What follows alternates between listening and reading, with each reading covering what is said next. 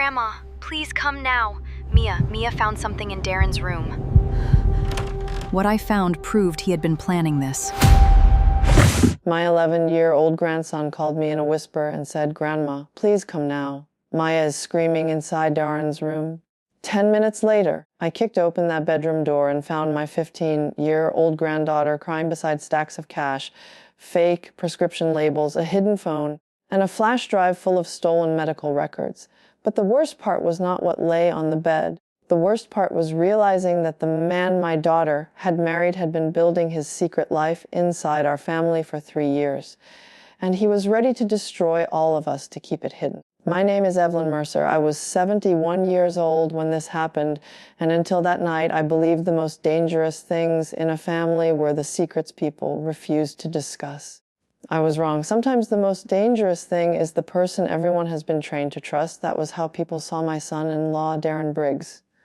Politeful, reliable, but I never trusted him. Before I tell you what happened after I opened that door, tell me where you are listening from. What city, what state, or what country? Please leave a comment below. I want to know how far this story has traveled, because what happened to my family could happen in any town where charm is mistaken for character. The night Caleb called me, I was sitting at my kitchen table sorting old photographs into boxes. My husband, Frank, had been gone for 6 years, but I still kept his favorite coffee mug beside the sink. Some habits are really just love refusing to leave. My phone rang at 8:47 p.m. When I saw Caleb's name, I smiled at first. He often called to ask questions about dinosaurs, school projects, or whether his grandfather had really eaten an entire pie during the blizzard of 1978. Then I heard his breathing. "Grandma," he whispered, "please come over." Mia is screaming in Dad's room. I was already reaching for my keys. Caleb never exaggerated. He was the kind of boy who apologized to chairs when he bumped into them. If he sounded terrified, something was terribly wrong. "Where is your mother?" I asked. "At work. She won't answer." "Please hurry." "What happened?" "I don't know." Maya was looking for a school charger. She went into his room. Then he came home. I heard him yelling. She told him to stop. Then she screamed. My stomach dropped. "Caleb, listen to me. Go downstairs. Stay near the front door. Do not go into that room." "But Mia." "I am coming. Keep the phone with you." I drove across Maple Hollow like the speed limit had stopped existing. My daughter, Lisa, worked evening shifts as a clinic nurse. She had married Darren 3 years earlier after a painful divorce and a long period of loneliness. Caleb had been 8. Mia had been 12. At first, Darren seemed like the answer to every prayer Lisa had whispered when she thought no one could hear. He cooked dinner. He attended school events. He told Lisa she deserved stability. He called the children "my kids" in public. But little things began to bother me. He answered questions meant for Lisa. He checked her phone whenever it buzzed. He made jokes about her memory until she stopped trusting herself. He complained when she visited me without him. He never shouted around witnesses. He did something more effective. He spoke softly and made everyone else feel unreasonable. I once told Lisa that control rarely begins with a locked door. It begins with a person slowly convincing you that the door was never yours to open. She cried that day. Then she asked me not to criticize her husband again. So I stayed close. I watched. I waited. When I reached their house, the front door was unlocked. Caleb stood in the hallway wearing dinosaur pajamas, pale as paper, pointing upstairs. She told him to stop. He whispered. Then something broke. I pulled him close for 1 second, kissed his hair, and told him to stay downstairs. Then I climbed the stairs. The bedroom door at the end of the hall was closed. Darren's voice came through it, sharp and low. "You have no idea what you found." Amia answered, but her voice was choked with panic. I copied everything. My hand tightened around the railing. "Open this door!" I shouted. Everything went silent. Then something crashed. I threw my shoulder into the door once, twice, then kicked near the handle with every bit of fury my old body could hold. The frame cracked. The door burst open. Everyone froze. Darren stood beside the bed, his face red and stunned. Maya stood near the dresser with tears running down her cheeks, clutching Darren's phone in both hands. Her backpack lay open on the floor. Papers were scattered everywhere. A small black flash drive had rolled beneath the nightstand. And on the bed, half hidden under Darren's jacket, were stacks of cash, fake prescription labels, blank insurance forms, and a second phone blinking with a message notification. Mia looked at me like I had pulled her back from the edge of a cliff. "He's not my dad," she said, her voice trembling. "And he's been stealing Mom's patient records from the clinic." Darren's shock disappeared. His eyes went cold. "Give me the phone, Mia." I stepped between them. "No," I said. Then Lisa appeared in the doorway behind me, still wearing blue scrubs, her face drained of color. She had finally seen the missed calls and raced home. Darren looked at his wife, at me, at Maya, and at Caleb peeking from the hallway. For the first time since I had known him, he had no smile ready. Lisa did not speak at first. She stared at the cash on the bed, then at the prescription labels, then at the phone in Maya's shaking hands. "What is this?" she asked. Darren exhaled slowly, as if he were the only adult in a room full of unreasonable children. "It's not what it looks like. That is what guilty men say when they have run out of lies," I said. He turned toward me. "You need to leave my house, Evelyn." I laughed once, but there was no humor in it. "Your house. My daughter pays the mortgage. My daughter pays the taxes. My daughter buys the groceries you eat while pretending to be a husband." Lisa flinched, but she did not correct me. Maya held up Darren's phone. "Mom, I found messages. He has been sending patient names, birthdays, insurance numbers. I didn't understand all of it at first, but then I saw your login on his laptop." Lisa's mouth opened, but nothing came out. Darren took one step forward. Caleb cried out from the hall, "Don't." That one word changed the room. Lisa finally moved. She crossed to Caleb and pulled him behind her. Her face, which had been shocked and confused, hardened into something I had not seen in years. "Darren," she said. "Sit down," he blinked. "What?" "Sit down on that chair and do not move." The command stunned him because he had spent years teaching Lisa to ask permission before breathing too loudly. She did not ask now. Darren's jaw tightened. "You're making a mistake." "No," Lisa said. "I made the mistake 3 years ago." Mia began sobbing. I took the phone from her gently and handed her my car keys. "You and Caleb go sit in my car. Lock the doors. Do not open them for anyone but me or your mother." Mia hesitated. Lisa said. The children ran downstairs. Without the children in the room, Darren tried another mask: sadness, injury, betrayal. "Lisa," he said softly, "your daughter misunderstood. I was trying to help us. You know the bills." "The pressure?" "You used my clinic credentials."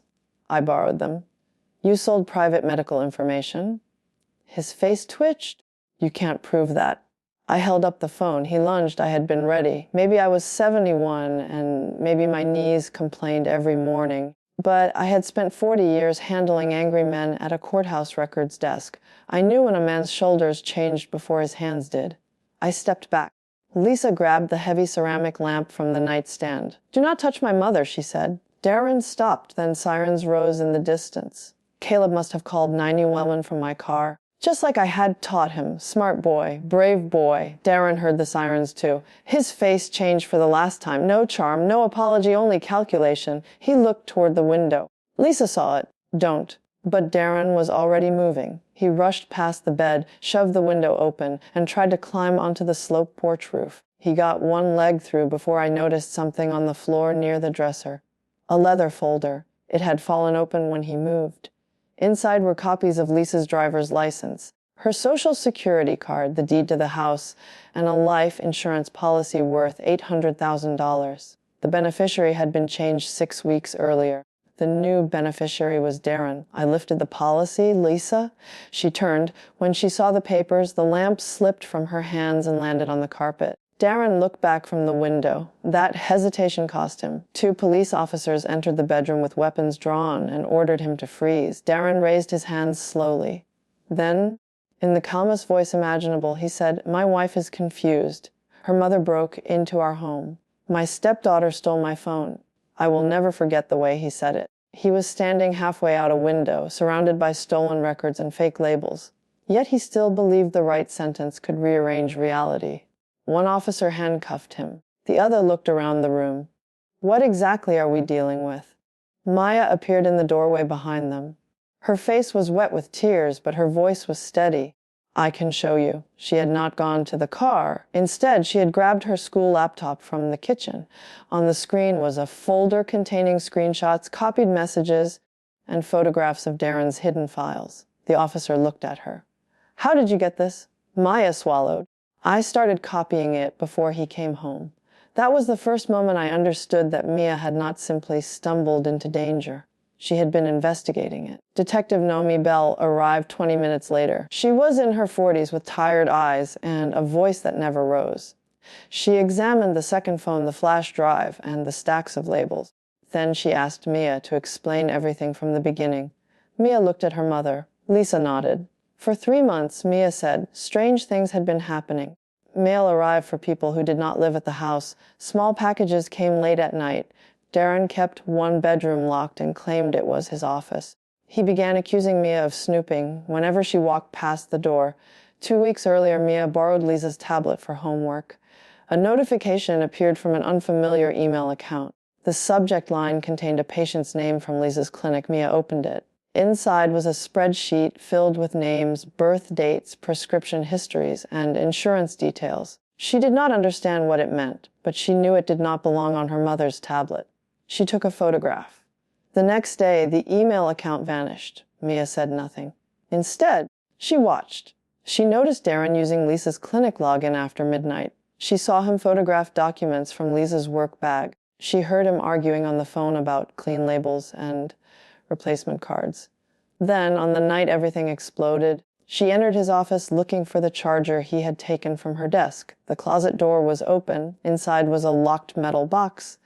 The key was still in it. That was where she found the cash, labels, phones, and flash drives. She began copying files to her laptop. Darren came home early. When he found her, he locked the bedroom door. He did not hit her. He did something colder. He told her no one would believe a jealous teenage girl. He said her mother would lose her nursing license. He said Caleb could be taken away. He said if Mia gave him the phone, he might still protect the family. When she refused, he grabbed her backpack and threw it across the room. That was the crash Caleb heard. Then he moved toward her. That was when she screamed. Detective Bell listened without interrupting. When Mia finished, Bell asked, "Did he ever threaten you before tonight?" Mia looked down. "Yes." Lisa made a sound I had never heard from her before, not a cry, not a gasp. It was the sound of a mother realizing her child had been carrying fear alone. "What did he say?" Bell asked. Mia rubbed her thumb against the edge of her laptop. "He said if I made trouble, Mom would choose him. He said she already had." Lisa covered her mouth. I sat beside her. Darren had not only committed crimes, he had studied the weakest places in our family and built his hiding place inside them. The police searched the house until after midnight. They found 3 laptops, 6 phones, blank prescription pads, forged signatures, copied insurance cards, and a printer designed to make professional labels. In the garage, they found a locked cabinet containing envelopes of cash and prepaid debit cards. In the basement behind holiday decorations, they found a box of clinic documents Lisa had brought home for shredding. She had believed Darren was helping her dispose of them. He had been saving them. At 1:30 in the morning, Detective Bell returned to the kitchen. "Mrs. Briggs," she said to Lisa, "we are bringing in state investigators and federal agents. Based on what we have found, your husband may be part of a larger identity theft and prescription fraud operation." Lisa stared at the table. "Am I going to lose my license?" Bell did not lie. "There will be an investigation. Your credentials were used. We need to determine what you knew and when you knew it." "I knew nothing." "I believe you. But belief is not the same as proof." Darren had planned that too. He had used Lisa's name, Lisa's access, Lisa's workplace, and Lisa's home. If the operation collapsed, he could point at her. The next morning, Lisa's clinic suspended her. Not fired. Suspended. But in a small town, people do not wait for facts. They build conclusions out of whispers. By noon, someone had posted online that a clinic nurse was involved in selling patient information.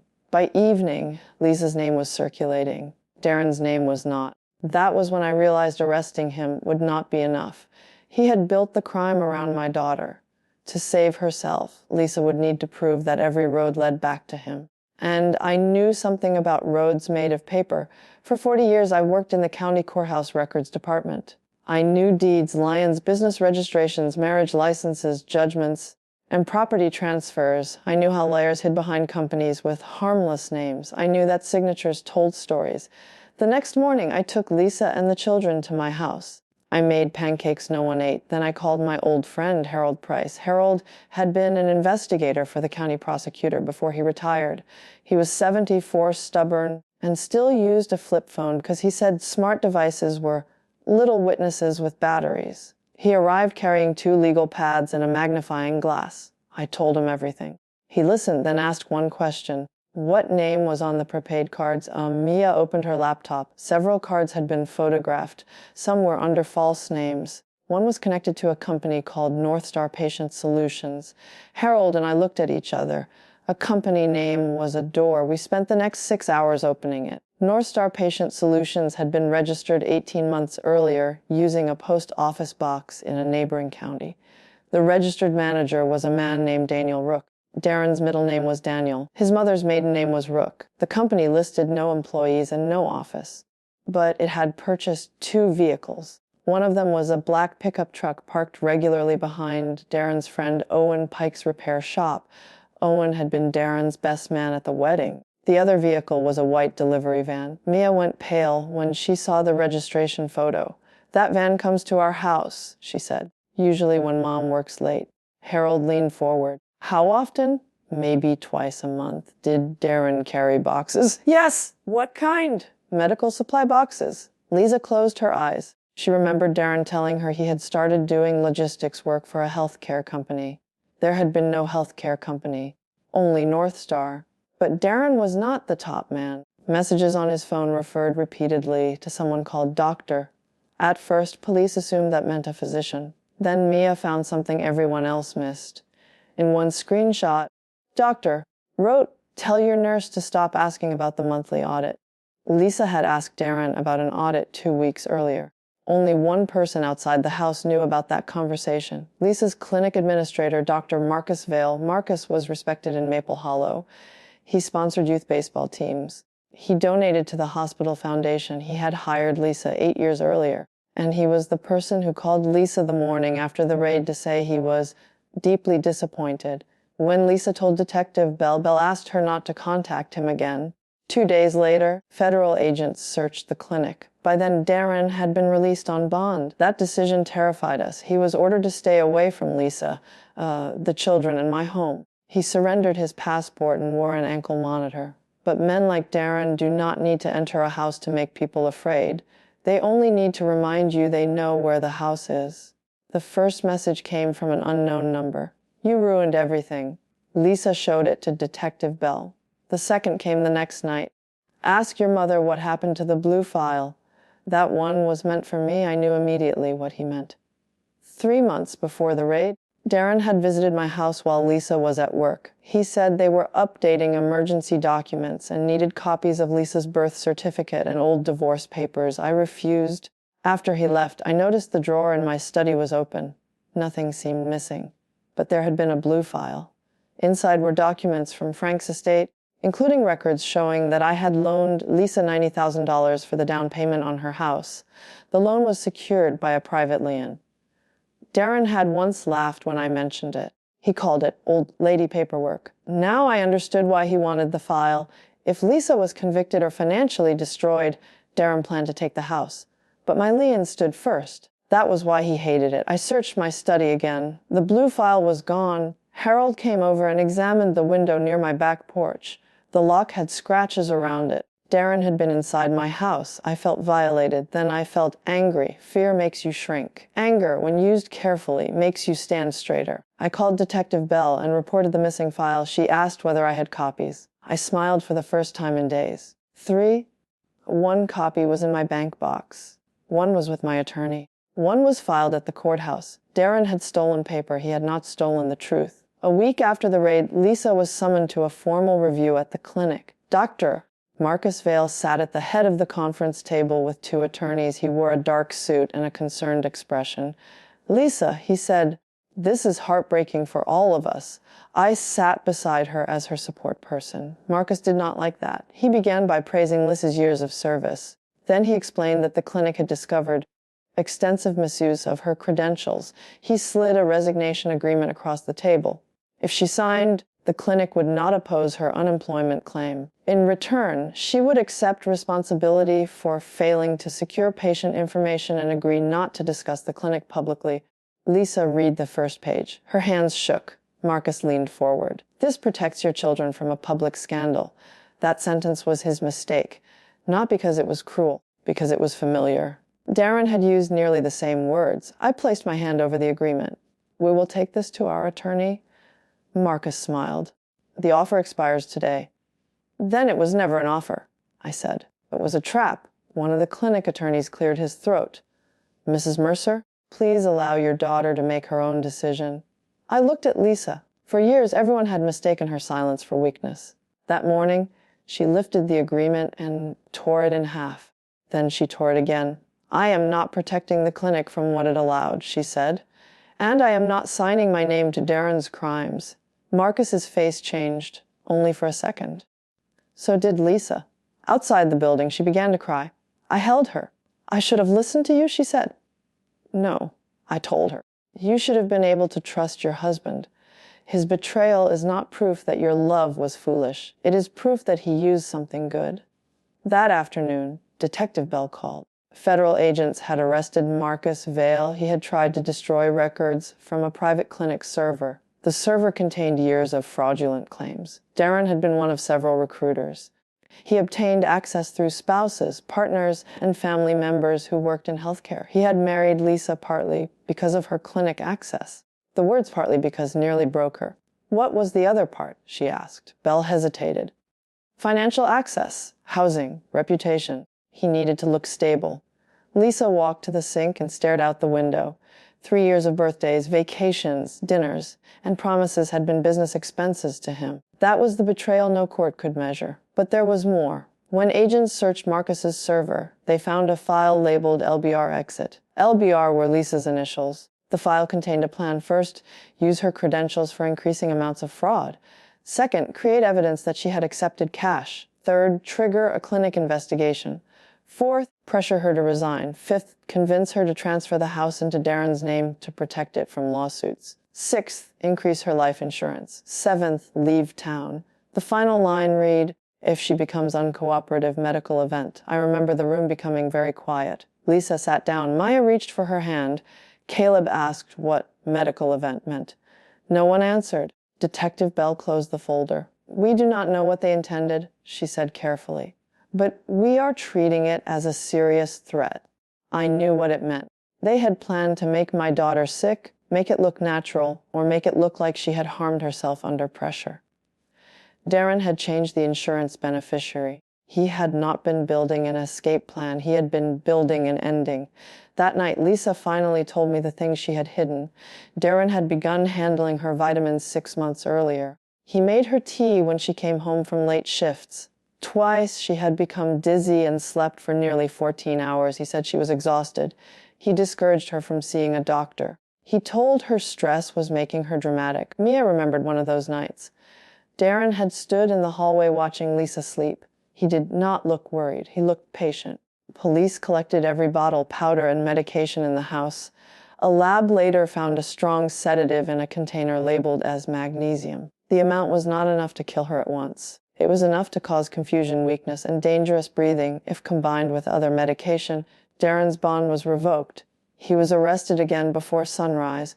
This time, he did not smile for the cameras. Marcus Vale was charged with fraud, conspiracy, identity theft, evidence destruction, and multiple other offenses. Darren faced those charges too, along with witness intimidation, illegal access to medical records, and charges related to the sedative. Owen Pike, the repair shop owner, agreed to cooperate. He admitted storing packages and moving cash. In exchange for a reduced sentence, he gave investigators a complete account. According to Owen, Darren had targeted Lisa long before they met. He saw her name on the clinic website. He learned she was divorced. He attended a charity event where she volunteered. He introduced himself as if the meeting were accidental. He studied her. He learned she worried about raising 2 children alone. He became exactly the man she needed. That part made me hate him more than the money did. A thief who steals a wallet takes what is inside. Darren had stolen a future by pretending to be part of it. But Maya's evidence saved her. The timestamps showed that Darren used Lisa's credentials while she was working in other parts of the clinic or asleep at home. His messages discussed keeping her unaware. The forged cash records used signatures that did not match hers. The resignation agreement Marcus offered became evidence of a cover-up. 6 months after the raid, the nursing board cleared Lisa of wrongdoing. The clinic's insurance company paid for identity protection for affected patients. A receiver was appointed to manage the business. Lisa was offered her job back under new leadership. She refused. Instead, she accepted a position at a hospital in Columbus, 40 minutes away. It paid less. She smiled more. But justice was not finished. Darren still had one thing he believed he could use: the house, because his name had been added to the deed after the wedding. His attorney argued that he owned half the equity. He demanded Lisa sell it and divide the money. The nerve of that man still amazes me. He had used the house as a criminal office, endangered the children, tried to frame Lisa, and possibly planned her death. Yet from jail he wanted a check. His attorney sent a formal letter. If Lisa refused, they would force a partition sale. Lisa looked at me across my kitchen table. I cannot give him money from that house. You won't, I said. That was when the old lady paperwork finally had its moment. Remember my $90,000 loan, the one secured by a private lay-in? Darren had mocked it because he did not understand it. The lay-in included an acceleration clause. If the property was used for illegal commercial activity, the entire balance became immediately due, along with interest, legal fees, and preservation costs. Over the years, Lisa had made small payments, but most of the balance remained. The criminal activity triggered the clause. My attorney filed the claim. Then we discovered something better. When Darren added his name to the deed, he had signed a spousal assumption acknowledging all existing liens and restrictions. He had never read it. He had simply signed where Lisa pointed because he was in a hurry to gain ownership. The amount due to me, with interest and legal costs, consumed nearly all of his claimed equity. But I did not stop there. I purchased the remaining mortgage from the regional lender after the bank decided the property was too connected to litigation. I used savings franc, and I had built over 2 years. The bank assigned the loan to a family trust controlled by me. Darren's lawyer protested. The judge did not care. Every step was legal. Every signature was real. Every document had been filed years before Darren's plan began. At the property hearing, Darren appeared by video from county jail. He looked thinner. His hair had gone gray at the temples, but his voice still carried that same confidence. This is a scheme, he told the judge. My mother-in-law is taking revenge. The judge reviewed the deed, the lien, the mortgage assignment, and the criminal evidence connecting the property to fraud. Then she said, Mr. Briggs, consequences are not the same as revenge. I almost smile, almost. The court awarded me control of the property through the trust. Darren received nothing. After the hearing, his attorney approached me in the hallway. You must feel victorious. I looked at him. No. Victory would have been my daughter never meeting your client. This is only cleanup. We sold the house. Lisa did not want to live in a place where every room held a lie. After paying the mortgage, legal costs, and lion, the remaining proceeds belonged to Lisa. I added another amount from the trust. She used it to buy a smaller home near Columbus. Mia chose the paint for her new bedroom. Caleb chose a house with a maple tree because he said Grandpa would have liked it. The first night there, we ate pizza on the floor because the furniture had not arrived. For the first time in 3 years, no one listened for Darren's footsteps. The trial began 14 months after the night Caleb called me. Darren rejected a plea agreement at first. He believed he could blame Marcus, blame Lisa, blame Owen, blame anyone who had ever stood near him. But the evidence was overwhelming. Maya testified behind a screen, so she would not have to look directly at him. She described the locked room, the hidden devices, and his threats. Her voice shook only once. That was when the prosecutor asked why she had begun taking screenshots. Because he kept telling us we remembered things wrong, she said. I wanted proof that I was not imagining it. The courtroom went silent. Darren spent years teaching that family to distrust themselves. A 15-year-old girl defeated him by saving the truth. Lisa testified next. She spoke about the credentials, the sedative, the insurance policy, and the plan labeled with her initials. Darren stared at her during the entire testimony. She never looked at him. Then I testified. His attorney tried to paint me as an interfering mother-in-law who had disliked Darren from the beginning. You never approved of my client, did you?